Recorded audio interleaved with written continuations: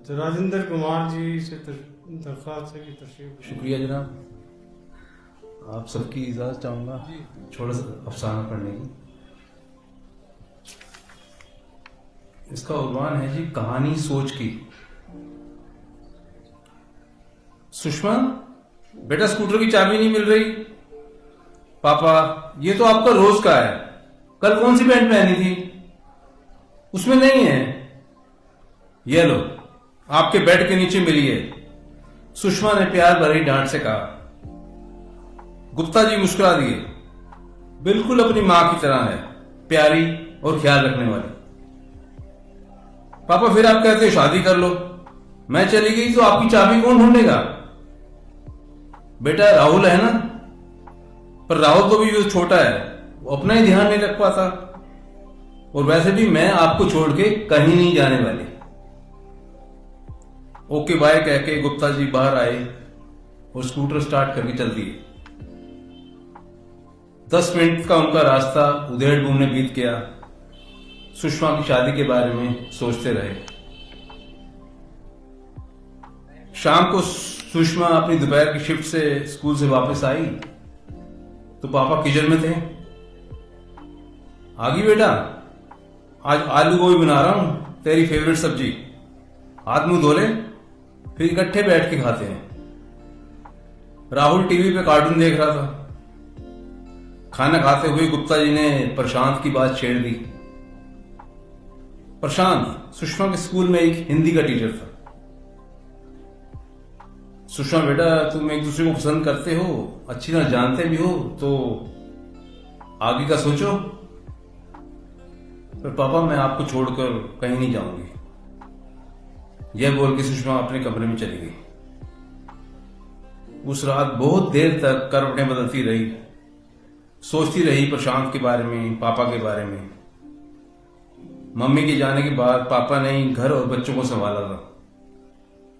किराए के मकान में रहते हुए पैसे बचा बचा के ईंट ईंट करके अपना घर बनाया।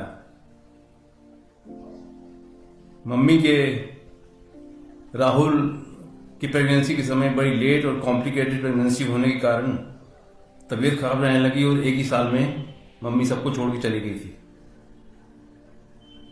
फिर उसने मन में सोचा, नहीं, मैं पापा को अकेले नहीं रहने दूंगी। पर फिर प्रशांत के साथ भविष्य के सपने। प्रशांत एक बहुत ही विनम्र स्वभाव का इंसान था। महिलाओं की इज्जत करना और आदर्श पदाधिकारी विचार, जिसके कारण मैं उसकी तरफ खींची चली गई थी। अगले दिन स्कूल के बाद थोड़ी दूर पर चाय की दुकान पर दोनों बैठे थे कि उसने बात करने की सोची।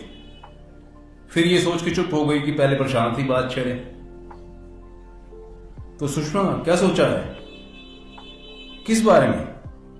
जानबूझ के अनजान बनते हुए बोली। सुषमा, मम्मी डैडी मेरी शादी के बारे में कह रहे हैं, प्रशांत बोला। प्रशांत, तुमसे एक बात कहनी है। क्या शादी के बाद तुम हमारे घर में पापा के साथ? सुषमा की बात खत्म भी ना हुई थी, प्रशांत थोड़ा गुस्से में आ गया। तुम्हारा मतलब है घर जमाई बन के रहूं? यह तो कभी नहीं हो पाएगा। सुषमा सहम गई, इतना उसके जवाब से नहीं जितना उसके गुस्से से।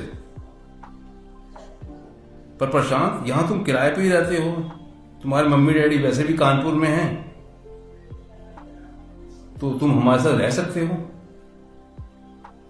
प्रशांत को भी थोड़ा सा पछतावा हुआ कि वह एकदम गुस्से में कैसे बोल गया। आराम से भी ये बात बोल सकता था। उसके बाद दोनों चुप रहे। सुषमा घर आके बहुत ही चुपचाप हो गई और बिना खाना खाई अपने कमरे में जल्दी सोने के बहाने चली गई। प्रशांत की बातें याद करने लगी। प्रशांत अक्सर अपनी कविताएं उसे सुनाया करता था। प्रशांत की कविता उसे याद आई कि सोच बदलो सितारे बदलेंगे, सोच बदलो सितारे बदलेंगे, नजर बदलो नजारे बदलेंगे, हर एक घर खुद से शुरुआत करे तो खुद ब खुद हम सारे बदलेंगे। उसे ये सोच के प्रशांत पे गुस्सा आ रहा था। बहुत कुछ सुनाना चाहती थी उसे, कंधे झकझोर के। थोड़ी देर में पापा आए खाना लेके और अब उसे अपने हाथों से जबरदस्ती थोड़ा बहुत खिलाया। गुस्से में सुषमा ने प्रशांत का नंबर ब्लॉक कर दिया और स्कूल में ही उसने प्रशांत से बात करनी बंद कर दी। काफी दिन बीत गए। प्रशांत नेट के एग्जाम की तैयारी कर रहा था। क्लियर होते ही उसकी नौकरी कॉलेज में असिस्टेंट प्रोफेसर की लग गई। कुछ महीनों बाद सर्दियां शुरू हो गई थी। सुषमा और गुप्ता जी कालला हॉस्पिटल में पहुंचे फटाफट। हेलो मिस्टर प्रशांत ठाकुर, कहां पर मिलेंगे? मैडम अभी तो वो आईसीयू में हैं, आप वहां नहीं जा सकते, अभी मिलने का समय नहीं है। वेटिंग हॉल में थोड़ी देर बैठने के बाद उसने पापा को घर भेज दिया और खुद एक किताब लेके बैठ गई। मन में तरह तरह के ख्याल आने लगे। अपने आप को कोसने लगी, कैसे और क्यों वो इतनी निष्ठुर हो गई। एक बार बात तो करनी चाहिए थी प्रशांत से, उसने क्यों उसका नंबर ब्लॉक कर दिया? दुनिया और समाज की सोच बदलने में समय तो लगता ही है, और प्रशांत भी एक इंसान है। बैठे बैठे कब आंख लग गई पता नहीं लगा। सुबह 7 बजे आईसीयू में मिलने का समय था। वह अंदर गई, प्रशांत सो रहा था। उसने जगाना सही नहीं समझा। 5-6 मिनट के बाद प्रशांत की आंख खुली तो सुषमा को देखकर मुस्कुराहट आई।